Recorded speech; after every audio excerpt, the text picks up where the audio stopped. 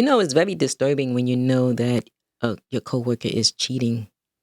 Yeah, especially if they're married or they're already in a relationship. But Hmm. then you kind of find out in the workplace, it can be very uncomfortable. You got to check out these stories that we're going to talk about cheating Yeah. with a coworker up next right now. Welcome to the Kiss the Frog Show. Hey, everybody. Welcome to Kiss the Frogs. If you're new, It's your girl, Shavak. and I'm Ed, and this is for entertainment purposes only. Do Yeah, your own don't research. And this Yeah, is, that's my part. I know, I did it. I cut you off that time. I wanted to surprise you. Anyhow, this is helpful information, helpful entertainment, I should say. And what that means is entertaining, but you can definitely learn some things. We all will learn some things as we go Exactly. along, especially if you're in the dating world.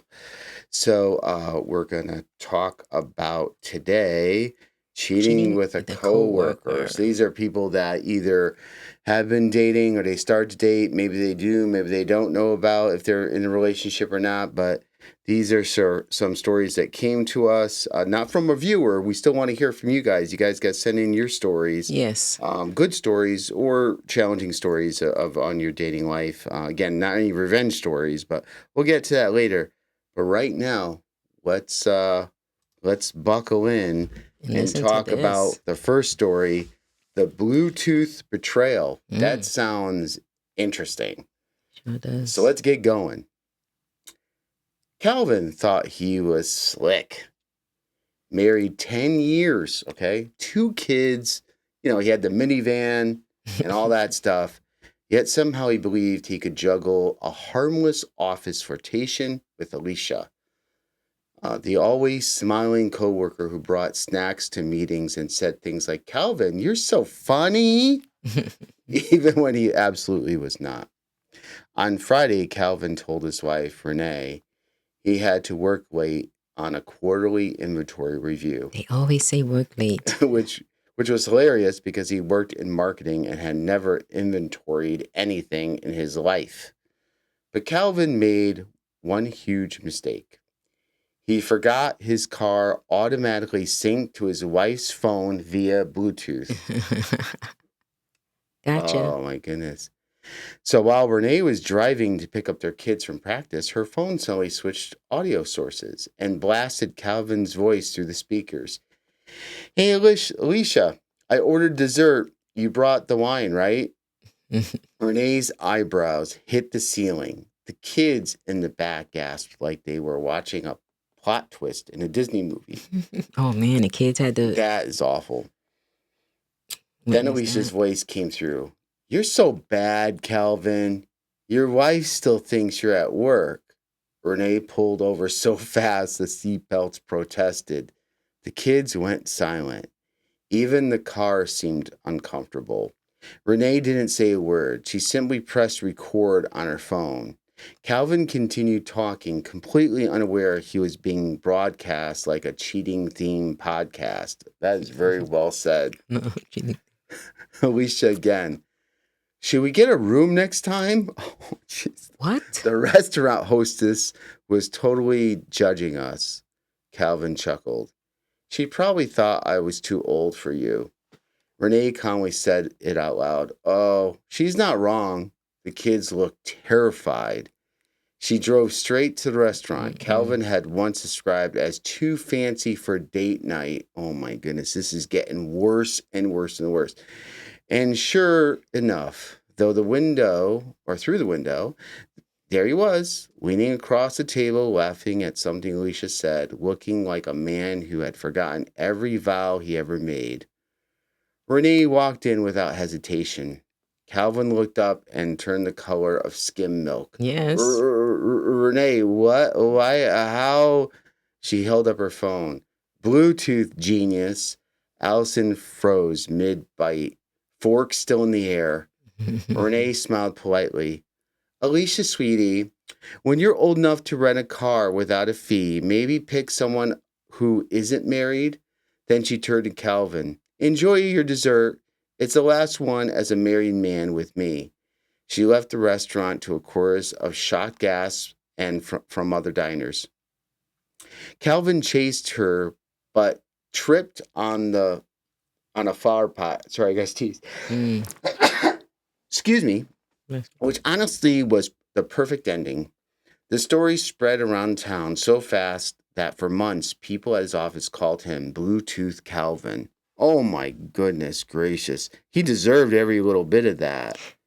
But that's bad. Like, this story got worse. And imagine that. Mm-hmm. This guy's a real, of course, we don't know the whole story, but it doesn't matter. That's such a huge jerk just because somebody's giving you attention. Okay, you feel good as a man that you're getting attention from a younger woman and she's on that. But man, you should say, regardless of what you say, listen, I'm married. Chill out, Bam, you do your Easy thing. said than done. Like you said, guys want to feel important in marriage, and like especially from their wife. If their wife not giving them that, of course, because their wife is pretty busy with the kids, and then they feel that gap, that absence in the relationship. And when someone comes young, attractive, single, Yeah.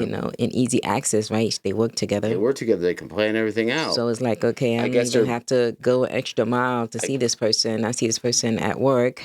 I guess they're better planning just work. They're good at planning. We're friends and we hook up and we go on dates, but we're not dating. Yeah, that's still no excuse. I know, oh my exactly. goodness, we're friends, but we're no. So that is really, really bad. But hopefully, Renee will be looking like this after the divorce proceedings. Oh, is it hot in here? Yeah, and the thing about I know that one goes too long. Sorry. The thing about that is that she was angry at the moment. Doesn't mean they are going to get the divorce. She has a lot to consider there. Well, the kid, and I feel the biggest tragedy, this whole thing is the kids. She should have had the kids run. I saw this in the movie, right? The kids should have run up to the girl, like, "Stay away from my daddy!" And he started. No. I don't know what else she could have done. I don't know, because obviously the kids could hear that it was their father. It wasn't like, she could have turned it off, but she needed to kind of figure out and record and get what she needed. It's a real tough situation. I don't. You guys let us know what he should have done. I'm sorry, she should have done. Yeah. In that moment, did she do the right thing? Did she pull over? The kid's gonna look at their father differently, I know. What do you think out there? What do you think she should have done? Listen to the whole thing and just like, kids, close your ears. They want to listen too. I want to listen to this next one, because this one, let's see if it's going to be worse or, well, it's going to be bad. But it's called The Office Team Building Disaster. Are you guys ready for this one? I am. So let's go. Monica worked in HR, which made the entire situation 10 times funnier because she, of all people, should have known better. I know somebody who works in HR. They know, right? Her husband, Eric, trusted her completely. She worked long hours, traveled for conferences, always came home with branded pens and tote bags, all the cute stuff that's totally normal, things that you'd get from these type of conferences. Except she had become very close with Darren, the new guy from accounting. Oh, those accounting guys. The one who told everyone he did CrossFit, but not in an annoying way, which was a lie because he was very annoying about it. And if anybody knows CrossFit is like it's a gym, but you do like certain types of workouts where you go as far as like letting your knuckles bleed and throw up, and you really push your body to like, it's almost like not a cult, but a cultural thing. So people tend to like, who are involved in it tend to talk about it. Okay, that was a side note. But the downfall began at an annual corporate retreat. One of those cheesy team building weekends where everyone pretends to like trust falls and all that junk that they do. Eric wasn't with her. Obviously, Darren was. Monica told Eric they'll be sharing rooms by department. Technically not a lie, but she conveniently forgot to mention that she and Darren had decided their department was just the two of them. But life is always, love exposes people. I can't talk. But life, as always, loves exposing people. Yeah. At 11 p.m., Eric received a text messages from the hotel. Confirming his wife's upgrade couples massage appointment for the next morning, Eric blinked and then blinked again. Couples massage? He hadn't even known she liked massages. Confused and furious, he drove 2 hours to the retreat. Wow. When he arrived, the lobby staff, trying to be helpful, smiled warmly. Welcome. Will you be joining your wife and her partner in the morning session? What? Eric stared. My what? The front desk clerk realized something was off, panicked, and dropped a stack of brochures. Meanwhile, upstairs, Monica and Darren were exiting the private sauna, robes, slippers, the whole romance resort vibe, laughing about some joke, that was kind of between the both of them. When they kind of came out, Eric turned the corner. Now, when they saw each other, like time stopped. Darren dropped his water bottle. Monica dropped her jaw. Eric said nothing for a full 5 seconds, which is a lot, by the way, when you're in that type of moment, which was far more terrifying than yelling. Finally, he said, "So this is team building." Monica scrambled. No, babe. This looks bad, but I can. Darren, trying to disappear into his robe, offered, "We were just sweating professionally." Eric shot him a look and nearly sent him into early retirement. The worst part, the rest of the HR department walked in at that exact moment from their scheduled trust fall activity. They all froze at the scene, Eric glaring, Monica panicking, Darren holding a towel like a shield. The department head sighed deeply. Monica, you literally teach the fidelity policy during onboarding. The trip ended early for both of them. And back at the office, no one called it the corporate retreat anymore. They called it the spa moral incident. Oh, wow. Monica changed apartments soon after. Darren started working from home permanently. I'll wait because I want to let you talk first, but there's something a little fishy about this story. The story came to us, but not through the viewers, but there's some information I think that's missing. But I want you to go through first and give me your thoughts on this specific one. The spy moral incident. Catching. Oh, spy. Spa. Oh, spa. Oh, spa. Oh, yeah, because it was at the spa, Yeah, right? spa, Okay, I yeah. got it. That's right. Spa moral. So what do you think? You go first. So, of course, as HR, titles sometimes means everything because you're supposed to have people walk in your footsteps. You're supposed to be, supposed to be doing certain things because of your title, right? That's why when they say the president or someone that has a title shouldn't be doing all of these dating, sexing, and just having those relationships with other people.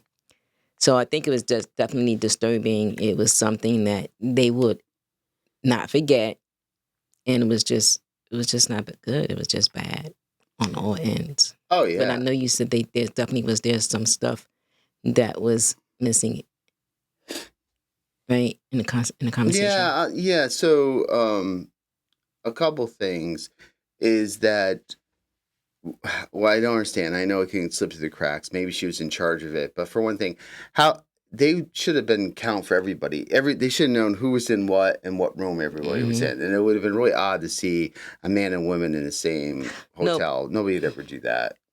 But you got to realize sometimes they do have two separate hotels, but they could have just went into one hotel, one room. No, but it said that they basically considered that they were going to book by department, and they considered them together as one department.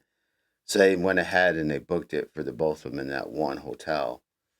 That should have been one checked. hotel, but what about the room? You could be in one. Well, that's what I mean, one room. Oh, okay. Because they did it by confused department. with the hotel and the room. They did it by department, so they decided that they were part of the department. Which, come on now, guys, it's supposed to be men and women be in their own hotels. Because when I worked for a global company, they kept checks of who was in what room, so doesn't check out. And not only that, they're kind of stupid for doing that to begin with anyhow, because you could have your separate rooms and then just Exactly. go into the other person's room. That's what I thought happened here because I was No, they unclear. just, So I just yeah. actually just connect those dots because who's going to have them two in the same room anyway? That wouldn't make Well, sense. that's what I'm saying. They decided they were part of the same department. But who's double checking that? And then the second thing, I didn't really hear much from the husband. Okay, so the husband reacted. You didn't get anything in the story that says like how he reacted, if he was going to divorce her. We don't know.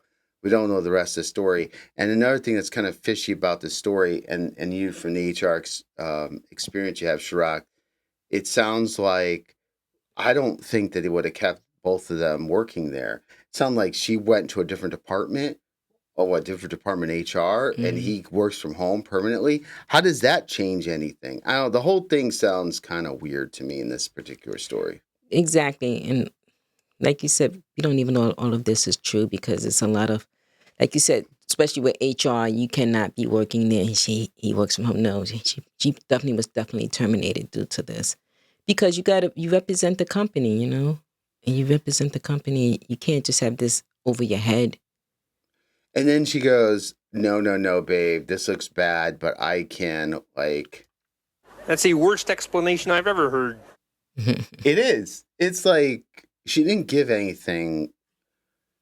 And then not only that, but then what about the other people in the department? See, this is where they must have got fired. I don't believe the story at all because the whole rest of the HR department were doing some kind of... How did they get away with not doing that? The activity that they were doing, that fall trust activity that everybody had scheduled, but they went off and did this spa thing.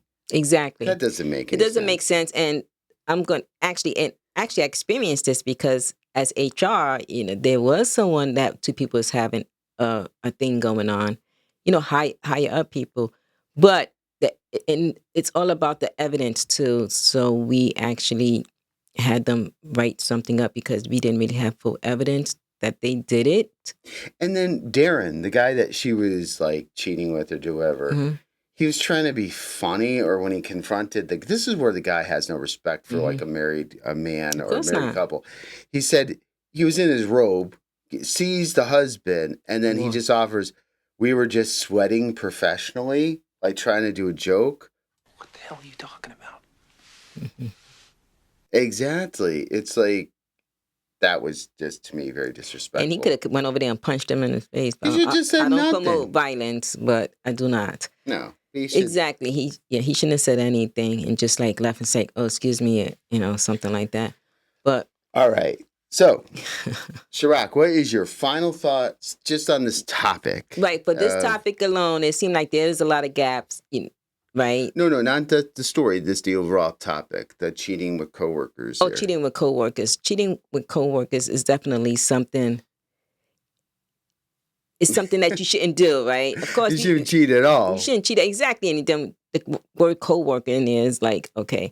But sometimes when you in a relationship and if it's not working out, finding someone at your job is really kind of not the place to go, right? Because you're going to, and what about, because I dealt with this plenty of times and, don't tell anyone, but be dating. And then next thing you know, they have someone else and then they falling out. It creates a disaster, a huge disaster. I actually know people that actually was dating someone in the workplace and then they decided not to date anymore, but one person still felt for the other one, but then the other person, the guy, he started dating another woman.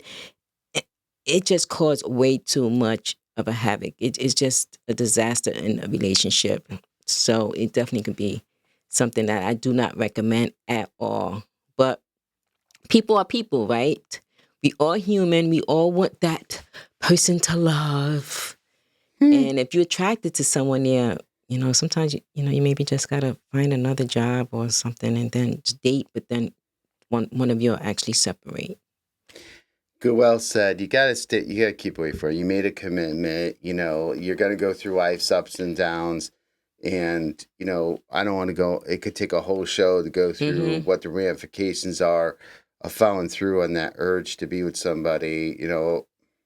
the other person may not want to be with you no matter what they say. It could, they could wind up cheating on you just as much as you cheat on. It's just it's a whole long story. Just don't do it. You're with somebody, you got to work out your issues. Here's a really staggering statistic. And again, it depends on what study, but I did a little bit of research, Chirac, and they said that about 30 to 40% of cheating occurs with someone in the workplace, and that goes up and down depending on the different study, but it could be somewhere in that area. Because I think people don't remember, a lot of people spend more time at work than they do with their significant others. And depending on what kind of profession you're in, if you're in a profession where you deal with life and death, like in a hospital, or if you're traveling a lot, or if you're in romantical places, the desire or the the temptation can be higher in certain ones, but the whole point is just not to get into that situation. And with that, I mentioned at the beginning of the show, we want to hear your story. So please send us either your love story, or you went on a first date, or had a weird dating experience. We do not want to read anything that's going to be an attack on somebody else. We just want to have you share your story so other people can learn from your experiences, good or bad.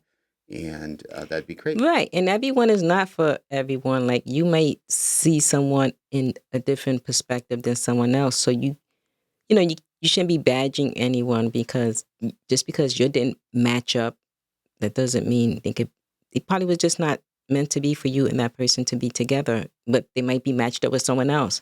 And I'm just saying that from experience, like us too, somebody might say, oh, she's not good, but I'm not good for that person, but I'm good for, who my mate is. Everybody's made for somebody else. That's going to be a topic we're going to talk about for a live stream. I say that everybody. I just had to bring that up. Everybody is, there's somebody out there for everybody. And with that, she doesn't believe so. But anyway. So with that said, until next time on Kiss the Frogs, thank you so much for watching and hang in there. Until next time. Kiss the Frogs. Hope to see you next time on Kiss the Frogs.